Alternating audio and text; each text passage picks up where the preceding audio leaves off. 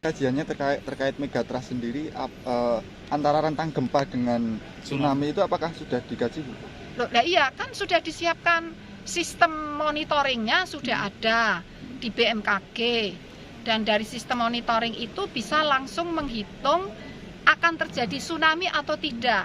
Kalau terjadi mau berapa meter ketinggiannya, kemudian datangnya berapa menit setelah gempa. Misalnya kalau di sini di DI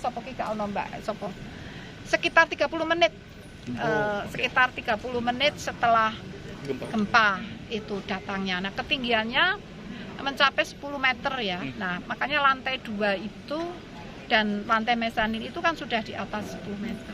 Jadi saya rasa itu ini iklim ya, iklim bukan megatrust. Bahkan beberapa wilayah yang kalau kemudian terjadi gempa dan tsunami, terutama wilayah yang pinggir pesisir.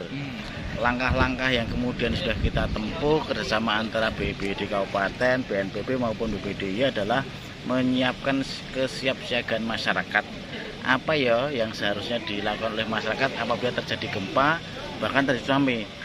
Jalur-jalur evakuasi ini kita tambah, termasuk tempat-tempat baik untuk tempat evakuasi sementara maupun tempat evakuasi akhir, sehingga kemudian masyarakat sekitar andaikan terjadi itu sudah tahu jalurnya itu seperti mana, tempatnya untuk berlindung di mana. Ini sudah kita latih dalam bentuk gladi, ada simulasi, sehingga masyarakat nanti andaikan benar-benar terjadi sudah tidak gampang lagi tahu apa yang harus dilakukan, termasuk karena kita kemarin juga melibatkan FPRB, teman-teman dari Tagana ini tahu apa yang harus diperbuat oleh pemerintah sehingga tidak gagap apabila itu terjadi.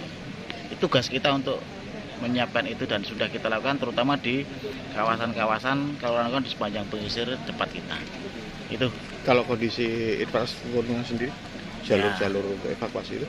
Kalau dari sisi infrastruktur memang kita akui ada beberapa infrastruktur jalan terutama yang memang ini menjadi satu perhatian. Jangan sampai justru ini menjadi salah satu penyebab memperparah apabila harus terjadi evakuasi.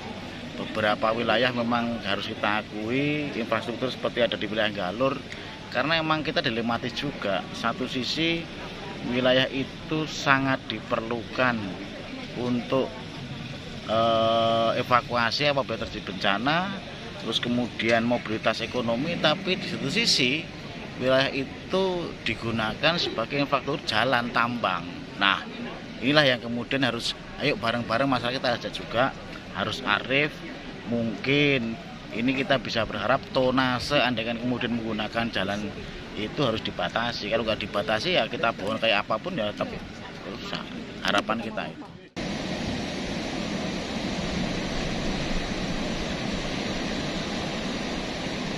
Atasan di sepanjang pantai Gaga untuk segera tempat evakuasi sementara.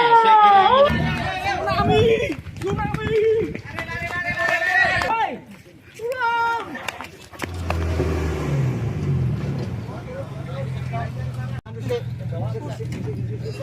Ambulannya, ambulan.